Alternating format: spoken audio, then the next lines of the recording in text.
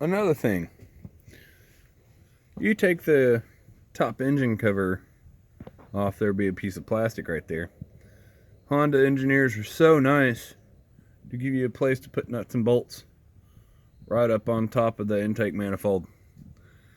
If you don't take that plastic piece of cover off, anything you put on top of it's going to slide right off.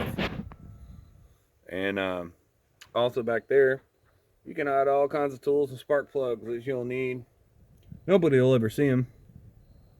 You can hide your 10 mil, your socket wrench, couple extensions, socket, spark plug socket, and some extra coils, because you never know when you're going to need them when you get a 2010, because you know it's getting kind of old now, and stuff does happen and go out.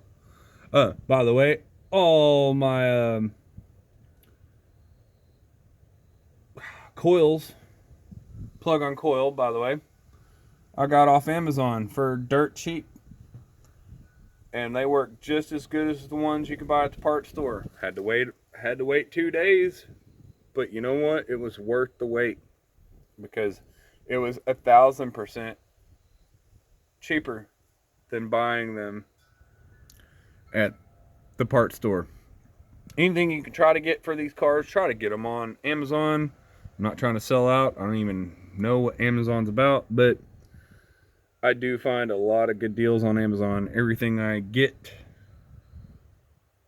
is probably from Amazon for this car. I even got that, which is really cool.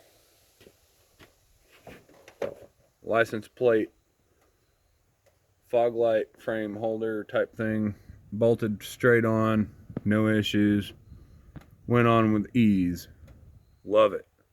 It's really bright, works great all night long. Or something else. Oh yeah, make sure you always put some sort of connecting rod or something that would stick or something up on your hood, just in case your hood lift supports want to give out and trap your fingers. That's something else too. Always put your keys on the hood of the car, because sometimes there might be just enough voltage.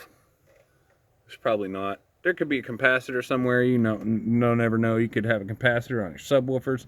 But sometimes these cars automatically lock the doors with no warning. And if you put the keys inside of them, leave the keys inside of them, then you're kind of screwed trying to pick that lock or pry the door open to get to it. And if you got a customer's car, that's the least thing you want. Always be aware of what people have in their trunks, because they could have a battery back there with something like a starter solenoid back there, just to keep that battery charged to power their system or whatnot, and that will feed back. Whether you say it won't, or it will, or it won't, or it will, it won't, I don't care. I've learned my lesson a lot of times when I was younger, in my 20s, no longer there, way surpassed that like 20 years ago. Yeah, always put the keys on top of the car before you even close the door, because you never know what kind of extra power source is in the car. And that's something else you should look out for too. Is if there's an extra battery hooked up, you don't know what kind of stuff is going to try to feed back, if it even does. But you know, there's electrical shorts and all kinds of stuff, and you can still have power running through the car and not even know it with cars nowadays. So yeah, always put the keys on top of the car, and always make sure you got something propping up